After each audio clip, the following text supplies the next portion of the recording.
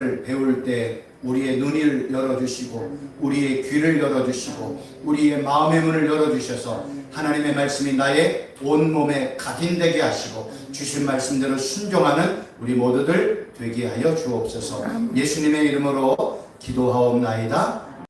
20장 3절 말씀 우리 같이 읽도록 하겠습니다. 너는 나 외에는 신들을 내게 두지 말라. 아멘. 우리가 지난 첫 강의 때 드렸던 말씀의 내용을 정리하면 간단한 거예요. 하나님께서 이스라엘 백성들에게 십계명을 주시기 전에 너 내가 누구인 줄 알아?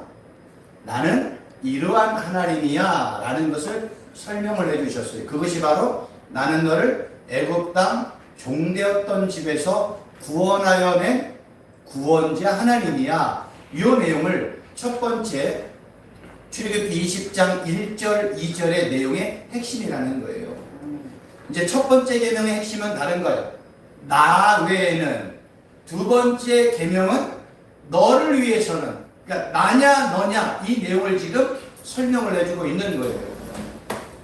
지금 여호와 하나님께서 이스라엘 백성들에게 십계명 첫 번째 계명인 너는 나 외에는 다른 신 두지 마 라는 것을 명령하시기 전에 나는 너를 애굽 땅 종되었던 집에서 구원하여 낸 하나님이야 라고 설명하고 1계명 주고 2계명 주고 3계명 4계명 그러면서 10번째 계명을 주셨어요. 그런데 그 첫 번째 계명이 너는 나 외에는 다른 신을 두지 말라라는 내용의 말씀입니다.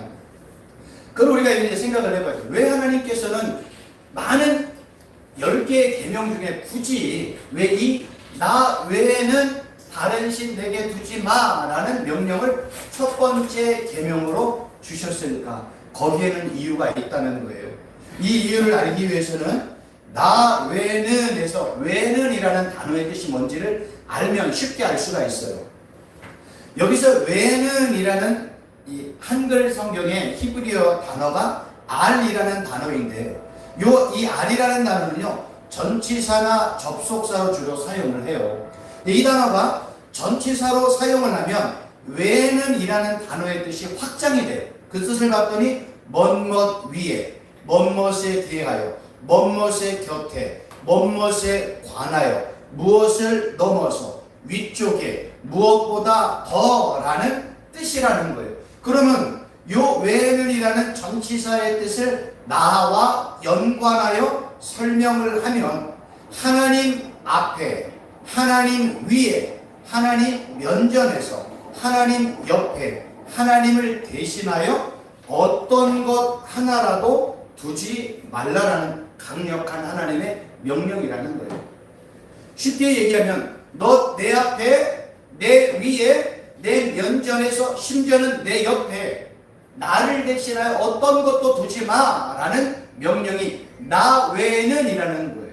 한글 성경으로 보면은 그냥 나를 제외하고는 간단한 표현인 것 같지만 히브리어 단어로 접근을 했더니 이런 다양한 표현으로 사용을 한다는 거예요. 그래서 하나님께서 첫 번째 계명이 뭐예요? 너 내 앞에, 내 위에, 내 옆에, 내 뒤에 어떤 것도 두지 마. 이 명령을 나 외에는 다른 신 내게 두지 마라고 명령을 하셨던 겁니다. 이유가요. 두 가지 이유가 있습니다. 두 가지 이유는 바로 이것 때문에 그래요. 고대 근동 시대를 보면 여러분 이런 지도를 제가 한번 찾아왔더니요. 고대 근동이라고 할 때는요. 여기가 지금 잘 안 보이는데 여기가 바벨론이에요. 바벨론에서 두 줄기의 물줄기가 흐르는데 유프라테스가 티그리스 강을 중심으로 이 두 강을 중심으로 문화가 형성이 되었어요. 그래서 바벨론 여기가 우리가 아는 아시리아, 아수르 여기 하람, 요로 더 넘어가면 이제 가나, 여기는 이집트거든요. 그래서 이렇게 생긴 게 초승달처럼 생겼잖아요. 그래서 이 초승달처럼 생겼던 지역을 고대 근동이라고 이야기를 해요. 근데 고대 근동은 항상 뭐를 중심으로 문화와 이 발달이 되었냐면 항상 강을 중심으로 발달이 되었어요. 이집트도 나일강이라는 어마어마한 강이 있기 때문에 부유하게 됐듯이 요 고대 근동에도요 유프라테스 강과 티그리스 강을 중심으로 문화가 형성이 되었어요. 그래서 이 추승달 지역 전체를 고대 근동이라고 이야기를 하거든요. 이 고대 근동의 특징은 뭐냐면 다신론이 있었어요. 신년은 만신년이라고 이야기를. 만신년이라는 건 뭐냐면 10,000개 신이 있는 거야. 그러니까 얼마나 신이 많은 거예요. 어떤 분이 그러더라고요. 일본에는 13,600개의 신들이 있다고. 그러니까 얼마나 많은 신들이 있는 거예요. 그러니까 그 신들에 대한 어원을 따져가면 이 고대 근동 지역으로부터 시작이 되었다는 이야기를 하는 겁니다. 만신년이 있을 정도로 이렇게 많은 신들, 그래서 다신론을 섬긴 거예요. 그래서 바벨론에 섬기는 신, 아람이 섬기는 신, 여러 가지 신들을 섬기기도 하고 여호와 하나님을 섬기기도 하는 다신론이 팽배하게 만연해 있었다는 겁니다. 그래서 하나님이 나 외에는, 내 앞에는, 내 옆에는, 내 위에는, 내 뒤에는, 내 주위에는, 내 면적 앞에는 다른 신 두지 마! 라는 것은 만신전이 가득한 고대 근동에 대한 상황 속에서 하나님이 명령하시는 거예요. 나 외에 다른 신 없다. 명령하시는 거예요. 그러니까 두 번째 이유는 하나님 외에는 다른 신이 없다는 겁니다. 제가 한번 찾아봤더니 고대 근동의 신들을 봤군요. 이게 이제 바벨론의 이제 신의 형상이에요. 이거는 뭐 인터넷 찾아보면 다 나와요. 마르둑이라는 신이에요. 창조의 신, 여러 가지 신의 의미가 있고, 요게 이제 우리가 얘기하는 그 바알. 바알은 전쟁의 신, 비의 신, 풍요의 신. 바알과 함께 나오는 아세라. 이건 풍요의 신을 의미를 하는 거예요. 그래서 이스라엘 백성들이 고대 근동 지역에 있는 다신론의 영향을 받았고, 또 가나안을 중심으로 에돔, 모압, 암몬 지역에 있는 여러 열방들의 신들의 영향을 받아서 이스라엘 백성들이 여호와 하나님도 섬기고 바알도 섬기고 아세라도 섬겼던 거예요. 이게 이제 당시에 이스라엘 백성들이 영향을 받았던 이유가 바로 이러한 강력한 신들이 이스라엘 백성들, 그러니까 이 가나안을 중심으로 형성이 되었다는 겁니다. 그러니까 하나님께서 이스라엘 백성들에게 10계명을 줄 때 첫 번째 계명이 뭐겠어요? 당연히 나 외에는 가짜야. 나 외에는 신이 없어. 우리는 신들이 많이 있다고 얘기하잖아요. 신들이 아니에요. 진짜 신은 누구예요? 여호와 하나님 한 분 외에는 없다는 거예요. 나머지는 다 사람이 만들어 놓은 가짜 신들을 이야기를 하는 거예요. 그러니 하나님이 첫 번째 계명으로 주신 게 뭐예요? 내가 누군지 알아? 나 너희 애굽이라는 세상에서 너희를 이끌어내 나는 구원자야. 그러면서 첫 번째 계명으로 주신 게 뭐예요? 나 외에는 신 없다. 나 외에는 신 없어. 그러니까 누구만 믿으라는 거예요? 여호와 하나님만 믿고 신뢰하고 예배하고 경배하라는 것입니다. 근데 문제가 생겼어요. 사람들은 항상 내 눈에 보이는 뭔가를 찾고 싶어 하고요. 내 손에 만질 만한 어떠한 것들을 의지하기를 원해. 그래서 눈에 보이지 아니하는 하나님을 눈에 보이는 어떤 것으로 만들기 시작했어요. 그게 뭐예요? 그게 우상숭배라는 거예요. 성경은 이러한 내용들을 우리에게 하는 이유가 있어요. 성경은 항상 하나님을 설명할 때는 하나님은 유일한 하나님, 그리고 하나님 외에는 다른 신이 없어요. 근데 그 하나님은 사람을 죽이기도 하고 살리기도 하고 상하게 대하고 낫게도 하고, 그 유일하신 하나님이 빛도 짓고 어둠도 짓고 평안도 짓고 모든 것들을 지으신 창조주 하나님이시고 모든 만물을 온전히 회복할 수 있는 구원자 하나님이라고 성경이 이렇게 증거를 하고 있습니다. 성경은 이렇게 하나님이 누구이냐를 설명하면서 반대로 하나님 아닌 것들을 설명을 해요. 하나님이 아닌 게 뭐예요? 그건 우상이라는 거예요. 얼마나 재미있냐면 성경에는요, 하나님을 표현할, 우상을 표현할 때 우상들은 성경에 보면 뭐도 있어요? 입도 있고 코도 있고 귀도 있고 눈도 있어요. 그리고 손과 발이 있어요. 우상들을 그렇게 설명을 해요. 그럼 하나님을 설명할 때는 하나님은 뭐가 없어요? 눈이 없어. 귀가 없어. 코가 없어. 입이 없어. 하나님에게는 손발이 없어요. 왜 없을까요? 하나님은 영이시잖아요. 그래서 하나님은 영이시기 때문에 눈과 귀와 코와 입과 손발이 없어요. 그런데 가짜 사람들이 만들어 놓은 우상을 보면 눈도 있는데 뭐예요? 볼 수가 없어. 귀가 있는데 들을 수가 없네. 우상들은 입이 있어. 근데 말하지를 못해요. 코가 있는데도 숨을 쉴 수가 없어요. 손발이 있는데도 움직일 수가 없어요. 근데 우리 하나님은 눈은 없어. 그런데도 보셔. 귀가 없어. 그런데도 다 들으셔. 입이 없어. 그래도 말씀하세요. 손발이 없는데도 모든 것들을 행하시고 이루시는 하나님이심을 성경이 증거하고 있는 거예요. 놀라운 건 뭔지 아세요? 그런 영이신 하나님이 이 땅에 뭘로 오셨어요? 성육신 하셨잖아요. 그게 누구예요? 예수님이에요. 근데 그 예수님은 어떤 분이세요? 눈이 있네, 귀가 있네, 코가 있네, 입이 있네, 손발이 있어가지고 제자들을 만나 교제하고 사랑하고 격려하고 위로하고 천국 복음의 말씀을 증거하고 영혼들을 구원하고 피곤한 자를 일으켜세요. 병든 자를 치료, 귀신의 옥는 일들을 풀어내는 일들을 누가 하셨어요? 하나님이신 예수님이 하셨다는 게 신비라는 거예요. 이 우주 만물을 담을 수 없는 그 하나님이 창조한 조그만 세상 안에 자기가 들어오신 형국이에요. 그게 얼마나 기적 같은 일들이 일어난 거예요. 그런 하나님을 사람들이 미련하고 어리석고 교만해지니까 그런 하나님을 믿지 않아. 그리고 뭘 찾아요? 자기 눈으로 볼 수 있고 손으로 만질 수 있고 자기가 움직일 수 있는 이러한 우상들을 가지고 다니면서 섬겼다는 거예요. 그래서 이 바알이나 아세라는요, 제가 정확하게 크기는 얼마인지 모르겠지만 자기 주머니에 집어넣을 수 있을 정도로 자기가 소유하며 가지고 다닐 수 있을 정도로 조그만 것도 있다는 거예요. 그래서 어디 가면 그거를 세워놓고 그 앞에서 기도하고 전쟁에서 이기게 해주세요. 풍요 주세요. 자녀 많이 낳게 해주세요. 복식 풍요롭게 해주세요.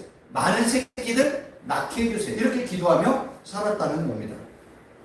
결국 성경이 이러한 내용들을 통해서 우리에게 말하고 싶은 내용은 이거예요. 이거. 첫 번째 계명과 두 번째 계명을 통해서 말씀하고 싶은 내용의 핵심이 이거예요. 다음번에도 또 한번 말씀을 언급을 드리겠지만 이거예요. 나냐 너냐 이거예요. 나 외에는 첫 번째 계명, 나 외에 다른 신 없어? 그런데 사람들은 뭐예요? 뭔가를 만들고 싶어요. 그게 두 번째 계명이 뭐예요? 너를 위해서 뭔가 만들지 마. 너를 위해서 뭔가 만들지 마. 왜요? 그거 가짜니까. 그 성경이 말하고 싶은 건 뭐예요? 나 왜 없어? 근데 왜 너는 너 자신을 위해서 뭔가를 만들어? 하나님은 나야 너야. 하나님이야 너야. 이 싸움으로 가는 거예요. 지난번에도 말씀을 드렸지만 구약의 싸움은요 간단해요. 구약의 싸움은 하나님이냐 우상이냐예요. 우상. 여기서는 이제 뭐 바알, 아세라, 뭐 밀곤, 다곤, 그모스 뭐 이런 것들이에요. 그러니까 하나님과 우상과의 싸움이에요. 신약으로 넘어오면 지금 시대로 넘어오면 누구와의 싸움이에요? 예수님과 누구와의 싸움이에요? 나와의 싸움이 되는 거예요. 내가 뭐가 됐어요? 우상이 되었잖아요. 내가 하나님 자리를 차지했잖아요. 하나님을 우리는 끄집어내서라도 그 자리를 차지하고 싶어 하잖아요. 근데 이 나에는 뭐가 들어가냐면 돈도 들어가고요. 세상도 들어가고요. 그 다음에 권세 이런 것들이 다 나라는 거 안에 다 포함이 되어지는 거예요. 그래서 구약은 하나님이야 바알이야 이 싸움이에요. 신약은 예수님이야 너야. 예수님이야 돈의 신인 맘몬이야. 예수님이야 세상이야. 이 얘기하는 거예요. 구약과 신약은 이렇게 나눠지지만 내용은 똑같아요. 이 선택 가운데 우리가 어떤 거를 선택하느냐가 중요한 겁니다. 누구를 선택하라는 거예요? 나 외에는 나 외에는 없다 이거예요. 여호와 하나님을 선택하라는 거예요. 그래서 여호와 하나님께서 나 외에 다른 신 없어. 그러면서 우리에게 말씀하신, 그리 누구만 의지해? 나만 의지해. 누구만 바라봐? 나만 바라봐. 누구에게만 예배? 나에게만 예배. 나만 경배. 그래서 구약 성경에 보면 의지하라 라는 단어가요, 생각보다 많이 나와 있어요. 의지하라. 여기서 이 의지하라 라는 단어를 봤더니 믿다, 신뢰하다, 안심하다, 안전하다, 또는 염려가 없다, 확고부동하다, 견고하다 라는 거예요. 그러니까 내가 누구를 의지하느냐, 내가 여호와 하나님을 의지하느냐, 내가 바알과 아세라를 의지하느냐가 이제 이 싸움이 되어지는 거예요. 하나님은 뭐라 그래요? 하나님을 의지할 때 하나님께서 우리를 안전하게 하시고 염려가 없게 하신다는 거예요. 여기서 중요한 거는요, 이 바타흐라는 의지하라는 단어는요, 그냥 지식적으로 하나님 믿으면 의지, 하나님 믿으면 안전해, 하나님 믿으면 야 진짜 나는 염려가 없어, 지식적으로 얘기하는 게 아니라 진짜 그렇다는 거예요. 성경이 말하고 싶은 건 뭐예요? 진짜 여호와 하나님을 의지하면 정말로 안전하고 정말로 염려가 없는 것을 실제적으로 느낀다는 거예요. 그래서 여기에 보면 지적인 면과 의지적인 행동은 통하지 않는다. 이 바타흐라는 이 히브리어 단어를 연구했더니 그렇게 설명이 나와 있어요. 하나님 믿으면 안전할 거야. 하나님 믿으면 염려가 없어. 이렇게 우리 지식적으로 알고 있잖아요. 그 얘기가 아니라 하나님을 믿고 신뢰하면 진짜 염려가 없고 진짜 안전하다는 걸 실제적으로 경험할 수 있는 단어가 이 의지하라, 여호와를 의지하라 라는 단어의 뜻이라는 겁니다. 우리가 잘 알고 있는 것처럼 그런데 사람들은 눈에 보이지 않는 하나님을 믿고 신뢰하기보다는 항상 내 손에 만질 수 있는 돈이나 권력이나 땅이나 건물이나 아니면 장성하고 성공한 자녀들을, 아니면 뭔가 내가 의지할 대상들을 나의 믿음의 대상으로, 신뢰의 대상으로, 의지의 대상으로 만들어 놓고 거기서 안전을 찾고 평안을 찾고 염려 없음을 찾으려고 애를 쓴다는 거예요. 그러나 거기에는 그런 없잖아요. 왜냐하면 가짜니까. 그러니까 성경은 이 얘기하는 거예요. 하나님은 진짜로 우리에게 염려를 없게 해요. 하나님은 진짜 우리에게 평강을 줘. 하나님은 진짜 복을 주시는 분이야. 근데 그 하나님은 안 보여, 구약시대에는요. 그러니까 사람들은 안 보이는 하나님을 찾기보다는 보이는 바알이나 아세라나 돈이나 어떤 내 손에 줄 만한 것들을 믿고 스스로 바알을 믿으면 나에게는 염려가 없어. 바알을 믿으면 평강해. 바알을 믿으면 풍요가 와. 스스로 뭐예요? 머리로만 믿고 의지한다는 거예요. 그래서 이 의지하라는 단어가 이렇게 차이가 있는 거예요. 여기는 의지적인 면 없어요. 지적인 면 없어요. 진짜 뭐예요? 실제적인 경험에 축복이나 감정들이 주어지는 단어가 의지하다라는 단어의 내용이라는 겁니다. 그럼 이런 내용들을 통해서 이런 질문을 한번 해봐야 되는 거예요. 그렇다면 왜 사람들은 우상을 만들고 섬길까? 왜 사람들은 우상을 만들지? 그렇게 헛되고 무익하고 아무 도움도 없다는 왜 우상을 만들까? 이유는 딱 하나죠. 불안하기 때문에 그런 거예요. 불안하기 때문에. 미래에 대한 불안함, 현재에 대한 불안함, 이런 것들이 늘 내 옆에 있기 때문에 사람들은요, 누군가를 의지하고 싶고 뭔가를 만들어서라도 그 존재에 내 마음을 두고 싶어 한다는 겁니다. 그래서 대부분의 많은 사람들은 믿음의 대상, 의지의 대상, 신뢰의 대상을 스스로 자기를 위해서 만들어 놓고 살아간다는 거예요. 그러니 첫 번째 계명으로 우리에게 주신 말씀이 당연하잖아요. 나 외에 다른 신 없어. 나만 너에게 진짜 실제적인 축복을 주고 염려 없게 하고 문제를 해결해 주고 나는 죽이기도 하고 살리기도 하고 높이기도 하고 낮추기도 하고 진창에서 끌어내기도 하고 나는 진짜 그런 하나님이야? 얘기할 수밖에 없잖아요. 그러니 첫 번째 계명을 우리에게 준다면 무슨 계명을 주겠어요? 나 외에 다른 신 없어. 내 앞에 어떤 신 없어. 내 위에도 없어. 내 옆에도 없어. 내 뒤에도 없어. 내 밑에도 없어. 나만 진짜 하나님이야. 이 말씀을 할 수밖에 없는 거 아니겠습니까? 그래서 첫 번째 계명으로 나 외에는 다른 신 두지 말라라고 명령을 하셨다는 겁니다. 아멘. 그런데 사람들은요, 구약 시대도 그렇고 우리가 살고 있는 얼마 전까지만 해도, 몇십 년 전까지만 해도 우리나라에서는 정한수 신앙이라고 제가 얘기를 했어요. 물 떠놓고 비는 거, 비나이다 비나이다, 신령님께 비나이다 비나이다 비나이다, 달에게 빌고 해에게 빌고 큰 나무 옆에서 빌고 선앙당에서 빌고, 그게 어려우면 장독대 뒤에 깨끗한 물 한 바가지 떠놓고 거기서 간절하게 우리가 기도하고 간절하게 자기의 소원을 이룹니다. 그래서 우리 안에, 기독교 안에 잘못된 건 뭐냐면, 하늘은 스스로 돕는 자를 돕는다는 말도 안 되는 얘기가 나온 거예요. 내가 뭔가를 열심히 충성하고 내가 뭔가를 열심히 하면 하늘도 감동해서 내 문제 해결해 준다. 다 뭘 얘기해? 자기의 수고, 자기의 노력, 이걸 저는 에피투미아라고 얘기하는데, 자기의 열심, 이런 것들을 강조하는 거예요. 그래서 뭔가를 열심히만 하면 하늘도 감동해서 그 사람에게 문제를 해결해주고 복도 준다는 이 내용이 우리도 모르는 사이에 기독교 안으로 들어와 버렸어요. 그래서 우리가 뭔가를 열심히만 하면 하나님도 감동되어서 우리에게 이러한 것들을 준다라고 잘못 오해하고 있다는 겁니다. 문제는 이렇게 열심히 수고를 해도 내가 원하는 것들을 이루지 못합니다. 그런데 사람들은 그냥 하고 싶은 거예요. 왜 할까요? 그냥 마음의 위로 얻기 위해서. 뭔가 열심히 빌고 나면 뭔가 한 것 같잖아요. 1000배 하고 나면 뭔가 한 것 같잖아요. 1만 배 한 이틀 뭐 해가지고 1만 배 절을 했어요. 그럼 막 온몸이 막 쥐가 나고 막 피가 거꾸로 솟잖아요. 그러면 사람들은 뭐 생각해? 뭔가 했다라는 생각이 들잖아요. 거기서 스스로 만족을 얻는 거예요. 그러나 신앙생활은 만족이 아니에요.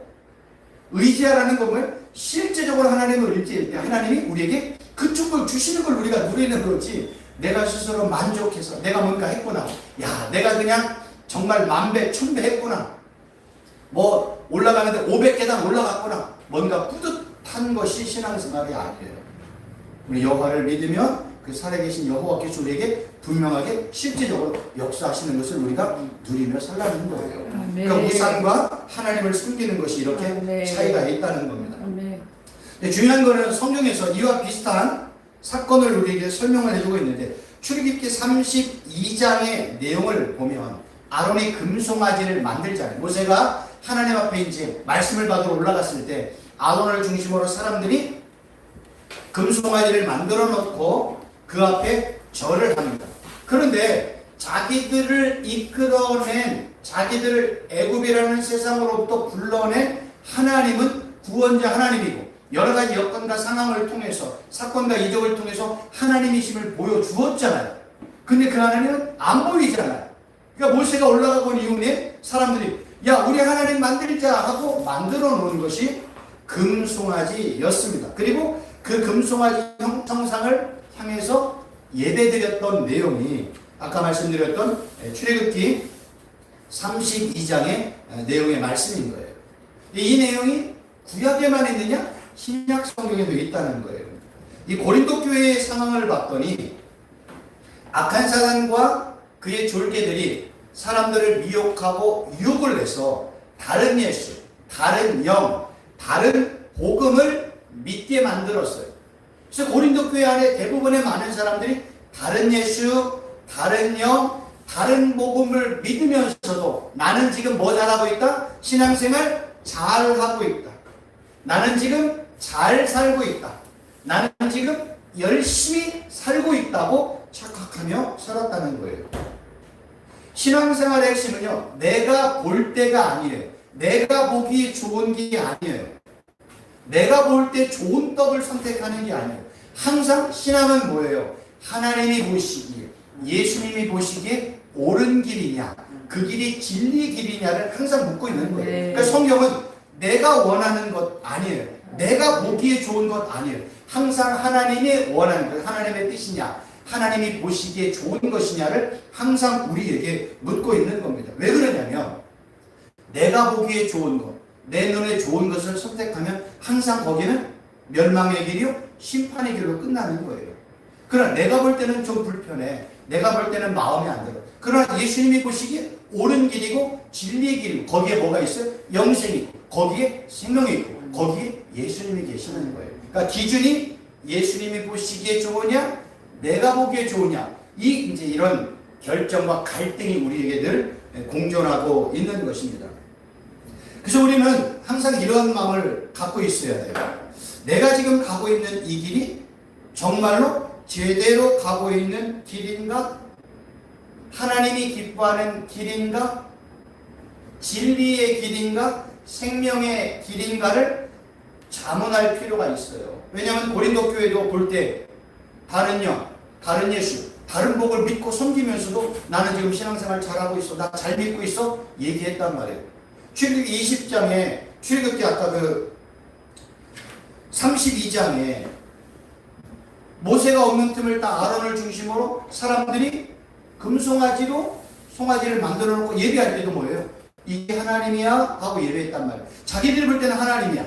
하나님이 보실 때는 뭐예요? 우상이란 말이에요. 그러니까 이 기준을 우리가 잘못 기준을 잡으면 나는 열심히 하는데 나는 지금 멸망의 길로 달려가고 있는 거예요. 그래서 우리 안에는 항상 자문을 해봐야 돼요. 나는 지금 제대로 가고 있는가? 예수님이 보실 때 올바른 길로 가고 있는가? 이거를 항상 자문할 필요가 있습니다. 그럼 이제 이러한 설명을 드렸으면 성경이 말하고 있는 우상의 의미가 뭔지를 좀 설명을 드리도록 하겠습니다. 히브리어와 헬라어의 뜻에 대해서 간단하게 좀 설명을 드릴게요. 우상이라고 할 때는요, 이게 우상이라는 단어가 명사로 쓰일 때는 헛된, 우상, 약함의 의미가 있어요. 근데 이 히브리어 엘릴이라는 이 우상이라는 단어가 형용사로 쓰일 때는요, 아무것도 없는, 공허한, 헛된, 무익한, 공허한 것, 헛된 것, 이렇게 설명을 하고 있어요. 그래서 성경이 하나님이 항상 우상을 이야기할 때는 그건 헛된 거야, 그건 공허한 거야, 그건 무익한 거야. 우상 앞에 수만 번 절을 했어요. 수만 번 예배를 드렸어요. 하나님이 보실 때 뭐예요? 그냥 헛된 거예요. 그냥 nothing. 아무것도 없어. 근데 사람들은 뭐예요? 뭔가를 열심히 하면 하늘이 감동받는데 안 그래요. 제대로 된 하나님 앞에서 예배하고 경배해야 하나님이 그 예배와 그 제물을 받으시는 겁니다. 그런데 재미있는 것은요, 이 우상은 항상 뭐와 연관이 되어 있어요? 예배와 연관이 되어 있다는 거예요. 왜냐하면 예배 안에서 자기가 섬기는 바알이나 아세라를 통해서 그 내가 섬기는 그 신들이 나에게 복을 준다고 생각했잖아요. 그래서 우상 앞에 재물 갖다 놓고 물질 갖다 놓고 뭐 열심히 곡물 갖다 놓고 제사를 드렸어요. 왜요? 모든 우상은 뭐와 연관해? 예배와 연관이 되어지는 거예요. 성도의 삶도 뭐와 연관이 돼요? 예배와 연관이 되어지는 거예요. 그러니까 구약에서 하나님을 섬기고 바알과 아세라를 섬기는 건 항상 뭐와 연관해? 예배와 연관이 되었어요. 예배를 형상으로. 하나님은 예배를 통해서 축복하시고 바알도 예배를 통해서 축복하는 거예요. 그러니까 항상 하나님 앞에도 뭐 가지고 갔어요? 재물 가지고 갔어요. 바알과 아세라 앞에도 뭘 가지고 갔어요? 재물 가지고 갔어요. 그러니까 이러한 영적인 흐름이 항상 예배를 통해서 이루어지고 있다는 겁니다. 그러나 우리가 알고 있는 것처럼 돌의 형상이 우리를 도와줘요? 나무로 만든 형상이 나의 가슴 아픈 문제, 애타는 나의 현실들을 해결해 줍니까? 해결할 수가 없는 거예요. 그래서 이 구약 성경을 보면 우상을 설명할 때는 하나님은 항상 어떤 분이에요? 영원한 분. 우상은 시간이 흐르고 세월이 흘러가면 먼지처럼 사라지는 것. 그래서 우리가 지난 시간에 배웠던 그거 기억나세요? 하나님을 우리가 뭐라고 그랬어요? 하나님을 엘로힘, 여호와를 야훼라고 말씀을 드렸잖아요. 여호와는 야훼. 이 하나님 엘로힘이라는 건 무슨 뜻이냐면 전능자, 권세자, 능력이라는 뜻이라고 말씀을 드렸고, 야훼, 여호와는 무슨 뜻이라고 했어요? 스스로 있는 분. 그래서 하나님은 영원히 존재하시는 권세자, 전능자, 능력자라는 거예요. 그래서 여호와 하나님이라고 부르면 영원히 존재하시는 권능자, 전능자 하나님이라는 뜻을 설명하려고 있는 거예요. 그래서 성경이 이 얘기를 하는 거예요. 나는 영원히 존재하는 권능자야, 전능자야. 너희들은 우상은 시간이 가면 사라지는 거야. 먼지처럼 사라지는 거야. 너 누구 믿을래? 하나님 믿을래? 우상 믿을래? 요 선택을 지금 이스라엘 백성들에게 지금 이야기하고 있는 겁니다. 이게 이제 히브리어 단어로 볼 때 우상의 뜻이고요. 헬라어로 보면 우상이라는 도는 에이콘이라는 단어를 쓰는데 형상, 모양이라는 단어예요. 근데 이 우상이라는 헬라어 에이콘이라는 단어가 어디에 쓰였냐면 하나님과 예수님에게도 사용이 되었지만 당시 황제의 형상을 만들 때도 이 에이콘이라는 똑같은 단어가 사용이 되었다는 겁니다. 그러니까 이 내용은 뭐예요? 에이콘이라는 우상이라는 형상이라는 단어를 하나님에게도 사용했고 사람에게도 사용을 했다는 거예요. 이제 이 바알과 아세라가 누구로 자꾸만 이제 변천이 되고 있어요? 사람에게로 변천이 되고 있잖아요. 예전에는 바알과 아세라를 섬겼는데 이제는 누구를 하나님처럼 섬겨요? 황제. 그래서 황제가 뭐가 됐어요? 하나님이 되었고 신이 된 것을 설명을 하고 있는 겁니다. 그래서 구약의 개념은 하나님과 바알 아세라의 싸움이라면 신약으로 넘어가면 예수님과 이제 누구와요? 사람과의 관계가 되어지고 지금 시대는 예수님과 누구와 싸우면 나와의 싸움이 되어지는 거예요. 이게 변천하고 있는 거예요. 우상의 형태다. 그래서 바울이 로마서 1장 23절에 이렇게 이야기합니다. 썩어지지 아니하는 하나님의 영광을 썩어질 사람과 새와 짐승과 기어다니는 동물 모양의 우상으로 바꾸었다라고 책망을 한 겁니다. 하나님 앞에 아무것도 없어요. 하나님 옆에 아무것도 위에도 없어요. 누구만 존재해요? 하나님만 존재해요. 제가 지난번에 한번 이런 설명을 한번 드렸는데 이 개념만 우리가 좀 잘 갖고 있어도 하나님에게는 시간과 공간의 개념이 없어요. 그냥 이렇게 그냥 이렇다고 생각해요. 이걸 영원이라고 보세요. 이 영원이라는 시간 속에서 어느 시점에 하나님이 창세기 1장 1절이에요. 태초에 하나님이 세상을 창조했어요. 그리고 어느 순간에 세상이 이제 끝이 나요. 이건 언제요? 예수님이 이 땅에 오실 때, 다시 오실 때 세상이 끝나는 거예요. 그리고 그 이후부터는 뭐가 존재해요? 영원. 여기도 영원이라는 거예요. 영원이라는 존재 속에서 하나님이 창조한 세상을 보면 뭐와 같아요? 찰나와 같아요. 그냥 점이에요, 점. 우리는 점과 같은 세상을 지금 살고 있는 거예요. 우리가 볼 때는 대단하게 뭐 몇천 년의 몇만 년의 역사가 있다고 뭐 이렇게 얘기하는데 하나님 편에서 볼 때는 뭐예요? 점이에요, 점. 영원하신 하나님이 볼 때 우리의 인간의 모든 역사는 그냥 점에 불과한 찰나에 불과하다는 거예요. 이 개념을 우리가 알고 있어야 돼요. 하나님은요, 창세기 1장 1절에 이 하나님이 세상을 창조하기 전에도 영원히 존재하셨던 그 분이, 그분에게는 시간의 개념 없어요. 공간의 개념이 없어요. 아담과 하와에게 역사했던 그 동일하신 하나님이 모세에게도 동일하셨고 그 다음에 베드로에게도 동일하셨고 그리고 2021년을 살고 있는 우리들에게도 그 하나님은 동일한 분이세요. 하나님은 과거가 있다 없다? 없다. 하나님에게는 미래가 있다 없다? 없다. 그냥 하나님은 현존하시는 분이에요. 그걸 신학적으로 좀 어려운 표현으로 영원한 현재라고 어떤 신학자가 얘기합니다. 하나님은 늘 현존하시는, 현지하시는 하나님이세요. 근데 만약에 하나님에게 과거가 있어. 그럼 하나님 언젠가는 뭐예요? 죽는다는 얘기가 되잖아요. 그럼 말이 안 되잖아요. 그 영원하신 하나님이 아담에게도 함께했고 모세에게도 함께했고 베드로에게도 함께했고 지금 우리들에게도 동일하게 함께하시는 하나님이심을 성경이 증거하고 있는. 그래서 성경에 알파와 오메가, 처음과 끝 이런 표현을 쓰는 거예요. 사실 이런 표현도 맞지 않지만 왜? 영원하신 하나님이니까요. 이런 성경적 관점을 가지고 성경을 읽기 시작하면 우리가 성경 읽는 시대에 그 하나님은 지금 나에게 동일하게 역사하시는 하나님이 되시는 거예요. 그리고 누구를 믿어야 돼? 영원하신 하나님을 믿어야 되는 게 맞지요. 그래서 하나님이 내가 누군 줄 알아? 나는 영원한 하나님이야. 나는 야훼야, 여호와야. 나는 누구 하나님인 줄 알아? 나는 전능한 하나님이야. 나는 권세자야. 나는 전능자야. 나는 창조자야. 이렇게 성경이 반복해서 증거하고 있는 것입니다. 그럼 이렇게 우상의 의미를 깨달았다면, 왜냐면 이제 진짜 하나님을 경배한다는 뜻이 뭘까? 그 단어를 한번 보자는 거예요.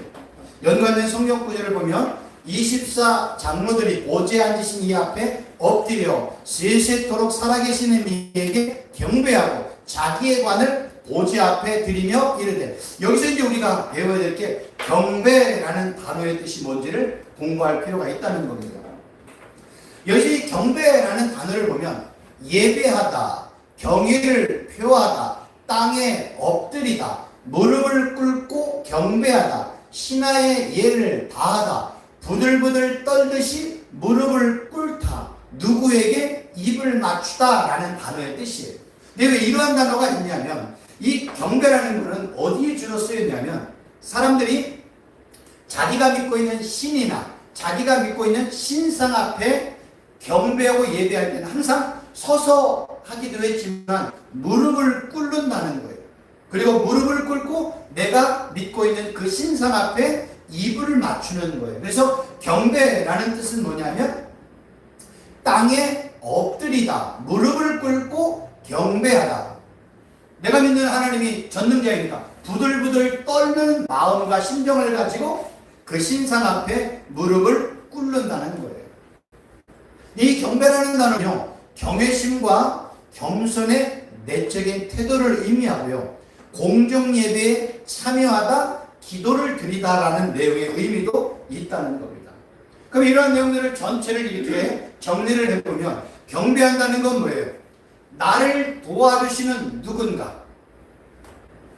이방인들은 그걸 우상으로 얘기하잖아. 그러나 우리가 믿고 있는 하나님의 예수님을 믿는 우리 성도들에게는 나를 도와주시는 하나님 예수님에 대한 믿음과 나의 기도에 응답해 주신다는 믿음과 확신을 가질 때만 뭐 할 수 있어요? 경배할 수 있다는 거예요. 그러니까 경배라는 의미는 뭐예요? 내 기도를 하면 내가 믿고 있는 하나님이 나에게 도움을 주신다. 내 문제를 주신다. 이게 경배예요. 이런 경배가 지금 뭘로 형성이 되었어요? 예배로 되었잖아요. 그러니까 예배가 중요한 거예요. 성도들의 삶에 있어서 제일 중요한 게 예배라는 거예요. 왜요? 예배 앞에서 내가 믿는 하나님 앞에 예배하고 경배하고 내 문제를 기도로 내어놓으면 그 진짜 살아계신 하나님이 예배 가운데 역사해서 내 문제를 해결해 주는 것이 실질적으로 이루어진다잖아요. 여러분, 될 줄 믿습니다가 아니라 되었다는 거예요. 하나님의 역사가 임했다는 거예요. 그게 어디에서 이루어진다고요? 예배를 통해서 이루어진다. 그럼 모든 범죄, 모든 악함은 다 뭘 통해서 이루어질까요? 그것도 예배를 통해서 이루어지는 거예요. 그래서 우상 숭배는 뭐와 연관이 있다고 말씀드렸어 아까? 예배와 연관이 있다고 말씀드린 거예요. 그래서 이 예배를 얼마나 하나님 앞에 거룩하고 순결하게 정말로 사모하는 마음으로 드리느냐에 따라서 그 예배의 가치가 귀하기도 하고 아주 그냥 저차원적으로 낮아지기도 하는 겁니다. 그래서 이제 제가 이제 10월 달에 나올 책인데 이제 그 기도 돌판이라는 책이 있어요. 하나님의 은혜로 제가 이 하루에 1년 따져보니까 1년 11개월 동안 제가 매일 하루에 새벽에 제안하고 2시간씩 기도하고 오후에 또 1시간씩 기도해가지고 기도를 하는데요. 3시간을 기도하잖아요. 2시간을 기도하잖아요. 심지어는 1시간을 기도하잖아요. 저는 기도를 정말로 못하는 사람이에요. 제안에는 기도를 잘해요. 근데 저는 정말로 기도가 안 되더라고요. 저는 10분 기도가 어려운 사람이고요. 30분 기도가 어려워요. 그래서 하나님께서 최 목사를 위해서 첫 번째 기도 내용을 만들게 해주셨어요. 그래서 제가 생각할 때는 여자분들은 괜찮은 것 같아요. 근데 특별히 남자분들은요, 10분 기도하고 5분 기도하면 할 얘기가 없어. 하나님께서 저 같은 성도님들을 위해서 기도 돌판을 만들게 했어요. 그래서 180페이지 정도 되는 게 이제 기도 돌판인데, 기도 돌판 안에는 여러 가지 기도 유형이 나와 있어요. 일반 시중에 있는 그런 거 아니라 기도 이제 내용이 한 10가지 정도가 있거든요. 그거를 제가 이제 매일 이제 입으로 고백을 하고, 또 기도 1,000문제를 만들었어요. 7가지 기도의 유형을 만들어가지고 14장짜리 이제 기도를 만들었거든요. 그래서 기도 1,000문제는 10분 기도짜리. 기도 돌파는 1시간에서 2시간 할 수 있는 분량을 만들어 놓은 거예요. 이제 그 안에 한 구절이 있는데, 그 내용을 이제 제가 이렇게 적어와서 제가 한번 읽어드리겠습니다.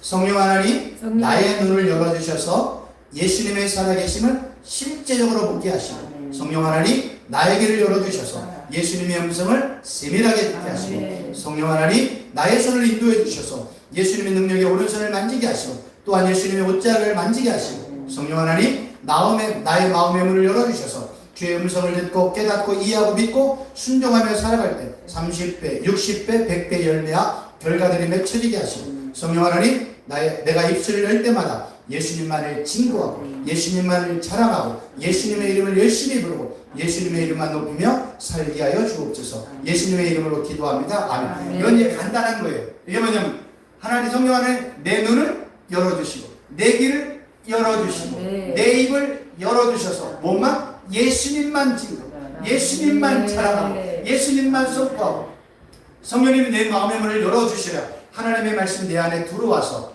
듣고 깨닫고 이해하고 믿고 순종할 수 있잖아요. 그런 내용들을 이제 기도하는 가운데, 성령님 저 기도할 때 눈 열어주세요, 이 영적인 귀가 열리게 해주세요, 마음의 문 열어주세요, 그리고 주신 말씀대로 순종하게 하세요, 입술로 예수님만 증거하고 십자가만 증거하게 해주세요, 그리고 내가 손으로 일을 하는 것마다 30배, 60배, 100배 열매 결과들이 맺혀지게 해주세요. 이렇게 이제 기도를 하는 거예요. 이런 기도의 형태로 이제 한 10개를 만들어 놓고 나머지는 기도와 도움이 되는 내용들을 만들었거든요. 제가 왜 이런 얘기를 하냐면, 성도들의 삶에 있어서 눈이 열리지 않고 귀가 열리지 아니하면 사람들은 뭐예요? 육신의 눈이 보이는 것, 육신의 귀가 들리는 곳으로 갈 수밖에 없어요. 그거 당연한 거예요. 그래서 우리의 기도는 믿음의 눈이 열리느냐, 믿음의 귀가 열리느냐, 마음의 문이 열리느냐 1차. 2차는 육신의 눈으로 살 것이냐, 육신의 귀로 살 것이냐, 내 마음의 생각대는 내 뜻대로 살 것이냐, 이 싸움 하는 거예요. 결국 신앙의 모든 것들을 정리하고 귀결되면 결국 하나님이냐 나야 너야, 하나님이야 너야, 요걸로 가는 거예요. 지금 제일 무서운 게 뭔지 아세요? 내가 하나님의 자리를 차지하고 있다는 거예요. 그리고 하나님을 믿는다고 얘기를 합니다. 하나님 편에서 볼 때는 기가 찰 일이겠지만, 근데 이 얘기를 언제부터 했어요? 지금으로부터 몇 년 전? 지금 2000년 지났죠. 모세가 1500년, 3500년 전에 하나님께서 이스라엘 백성들을 향해서 첫 번째 계명으로 이야기한 게 뭐예요?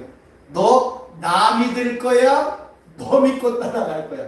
나를 위해 살 거야? 너를 위해 살 거야? 이 얘기를 하는 거예요. 이것이 이제 우리가 중요하다는 겁니다. 그래서 이제 제가 여기다 이런 내용을 하나 적어왔어요.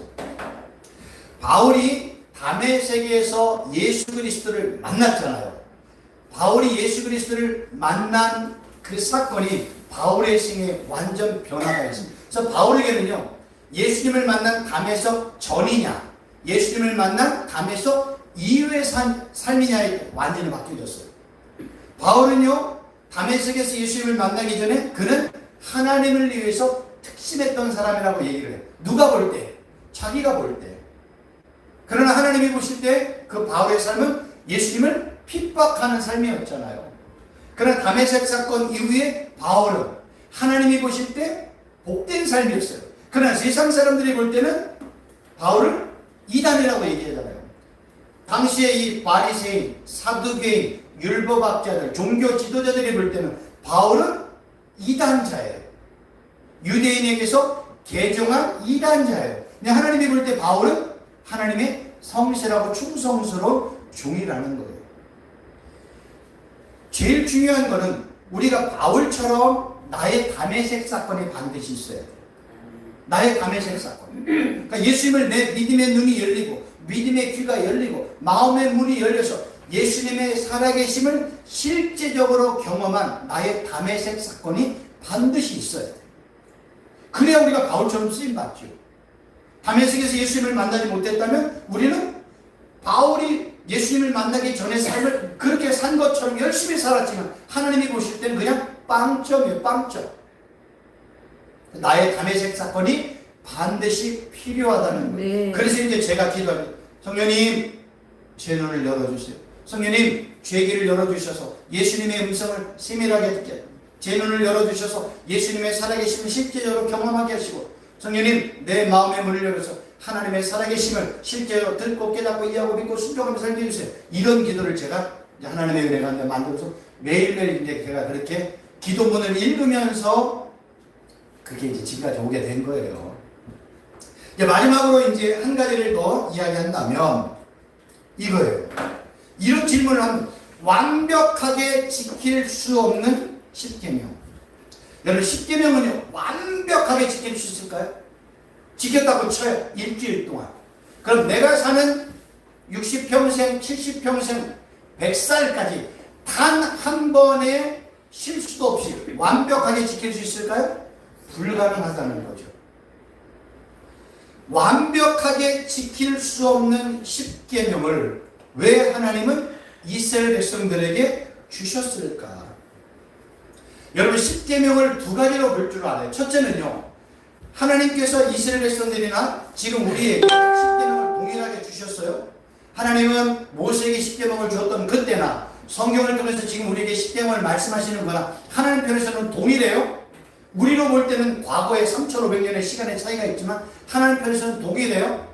그러면 모세에게 준 10계명이나 지금 우리를 성경을 통해서 10계명을 주었 당시에 이 계명은 제대로 지킬 수가 없어요.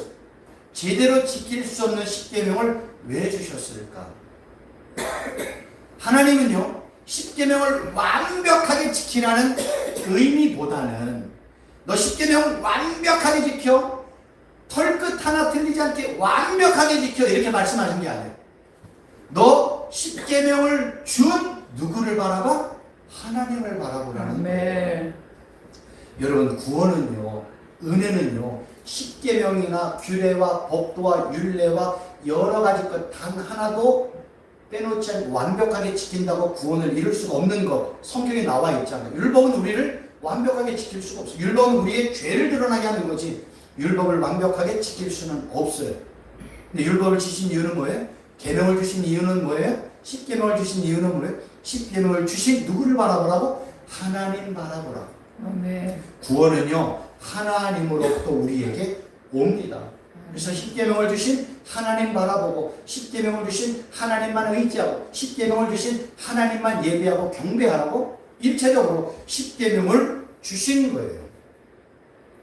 근데 우리는 10계명을 주신 하나님보다는 뭐만 보여요? 규례와 법도와 율례와 계명만 보이는 거예요. 그래서 제가 이런 거 하나 찾아봤어요. 여기 보면 어린아이가 있죠. 부모님이 이 어린아이에게 뭘 줘요? 지금 선물을 주고 있는 그런 그림이에요. 이 어린아이는 뭐만 보여요? 선물만 보이는 거야. 누가 보여야 돼? 선물을 능력 있게. 선물을 지금 한 번만 주는 게 앞으로도 1년 후, 2년 후, 3년 후, 10년 동안 얘가 자랄 동안 뭐 수백 번, 수천 번의 선물을 줄 수 있는 누구를 바라보는 거예요? 부모님을 바라봐야 되는데 선물과 선물을 주는 대상 중에 누가 보이냐? 이 어린아이에게는 선물만 보이는 거예요. 우리가 신앙생활을 잘못하면 10계명을 주신 하나님이 안 보이고 누구만 보여요? 10계명만 보이는 거예요. 계명만 보여. 율법만 보여. 규례와 법도만 보여. 이렇게 살았던 사람이 누구예요? 바리새인들, 사두개인들, 율법학자들, 서기관들, 종교 지도자들이었던 거예요. 그래서 그들은 자기들이 할 수 있는 모든 것들을 열심히 해가지고 구원에 이르고 의에 이르려고 노력을 했어요. 그러나 하나님이 볼 때는 뭐예요? 빵점이잖아요. 하나님이 볼 때는 완벽하지가 않으니까 그거 빵점. 그 계명과 규례와 10계명과 율례를 주신 누구를 바라보라고요? 부모님을 바라보라고요. 하나님 아버지를 바라보라고요. 그래서 우리 입에서는 뭐예요? 하나님 내가 규례와 법도와 율례와 십계명을 지켜서 하나님의 구원에 이룰 수 없습니다. 고백하는 거예요. 그래서 하나님이 그래 그건 불가능한 거야. 그 구원을 어떻게 얻어요? 예수님 믿으면 되지. 그래서 믿음으로 바꿔주신 거예요. 그런데 지금도 우리 안에는 나도 모르는 사이에 뭐가 있어요? 뭔가를 열심히 수고하고 노력하고 애쓰고 헌신하고 정말로 봉사를 하면 하나님이 그것에 감동되어 내게 뭔가를 준다는 유혹이 생기는 거예요. 그렇지 않습니다. 그렇게 하는 수고와 노력과 시간을 투자할 거든. 하나님 나 못해요. 하나님 도와주세요. 하나님 나 축복해주세요. 내 문제 해결해주세요. 이거 지금 열어주세요. 닫혀있는 거 이게 더 빠르다는 거예요. 왜요? 내 믿음의 기도가 누구를 향해 있어요? 부모에게, 하나님 아버지에게 달려있다는 거예요. 근데 우리는 자꾸만 눈에 가까이 보이는 뭐예요? 선물, 계명, 규례, 법도, 율례, 십계명에 내 눈이 고정하는 거예요. 우리는 그 너머에서 역사하시는 십계명을 주신 하나님을 바라보고 십계명을 주신 하나님만 의지하고 십계명을 주신 하나님만 신뢰하고 예배하라는 거예요. 이게 이제 첫 번째. 두 번째 이유는요. 이렇게 이야기해요. 아 그러면 이제 십계명 안 지켜도 되겠네? 규례와 법도와 율례 안 지켜도 되겠네? 이렇게 생각할 수가 있잖아요. 그거는 정말로 어린아이의 믿음을 가진 거고요. 정말로 지혜가 없는 겁니다. 그래서 성경은 믿음이 장성하라고 얘기해요. 장성하면 누구의 마음을 알기 시작해요? 부모의 마음을 안다잖아요. 그래서 우리 어린 자녀들이 이제 성장해서 부모를 알기 시작하면 뭐 들었다고 얘기해요? 철 들었다 얘기하잖아요. 마찬가지예요. 우리의 신앙이 어린아이의 신앙에서 성숙한 신앙으로 가면 갈수록 우리는 누구를 해야 될 줄 알아요? 하나님 아버지의 마음이 어떠한지, 우리의 신랑이신 예수님의 마음이 어떠한지를 깨닫고 알게 되잖아요. 그래서 믿음이 어릴 때, 이 어린아이일 때는 그거를 계명과 율법과 율례와 이런 십계명을 계명으로 지켜. 그러나 믿음이 장성했을 때는 뭐예요? 아버지를 사랑하는 마음으로, 아버지에게 순종하는 마음으로 그를 지켜나가는 거예요. 그러다가 안 되면 아버지도 안 됐어요. 그러면 아버지가 위로해 주시고 세힘 주고 격려하고 우리에게 축복을 주시는 거예요. 아멘. 지금 이제 첫 번째 계명의 말씀을 다 드렸습니다. 정리하면 딱 하나예요. 나 앞에 아무도 없어. 내 위에 아무도 없어. 내 좌우, 내 뒤, 내 밑에 아무도 없어. 누구만 있어? 하나님만 있어. 왜 하나님이에요? 하나님만이 하나님이니까. 가면 나머지 모든 것들은 다 뭐예요? 사람이 자기를 위해 만들어 놓은 우상들이라는 거예요. 그래서 첫 번째 계명은 하나님을 설명하는 거고, 이제 두 번째 계명으로 넘어가면 이제 널 위해서, 너 자신을 위해서, 너의 위로를 위해서, 너의 축복을 위해서 뭐 만들지 마? 우상 만들지 마. 첫 번째는 하나님 나를 설명한 거고, 이제 두 번째 다음 주 말씀을 드릴 거는 이제 너, 그러니까 나야 너야. 넌 나를 위해서 할 거야. 너 자신을 위해서 할 거야. 나의 영광을 위해서 할 거야. 너의 영광을 위해서 할 거야. 이게 두 번째 계명은 그렇게 되는 거예요. 그러니까 첫 번째 계명은 나 외에 다른 신 두지 마. 정말로 첫 번째 계명이 맞고요. 두 번째 계명 이제 너 자신을 위해서, 너의 축복을 위해서, 너의 성공을 위해서, 너의 영화를 위해서, 너의 명예와 권세를 위해서. 너 그거 우상 만들지 마. 다 누구를 위해 만드는 거예요? 자기 자신을 위해서 만드는 거예요. 이게 이제 십계명 첫 번째 계명을 우리에게 주신 하나님의 말씀입니다. 혹시 궁금한 질문 사항이 있으면 말씀해 주세요. 너무 명쾌하게 설명을 질문할 거 없죠. 그럼 제가 기도하고 마치도록 하겠습니다. 하나님 아버지 감사합니다. 십계명의 첫 번째 계명인 나 외에 다른 신 없다라고 선언하신 것처럼 정말로 하나님만이 유일하신 하나님이십니다. 그 하나님만을 내가 매일 믿고 신뢰하고 의지하고 예배하며 경배하며 살아갈 때 하나님께서 우리를 위해서 예배하셨던 그 놀라운 하늘의 축복과 이 땅의 축복을 누리며 나누며 섬기며 베풀며 사는 우리 모두들 되게 하여 주옵소서. 예수님의 이름으로 기도하옵나이다. 아멘. 수고하셨습니다.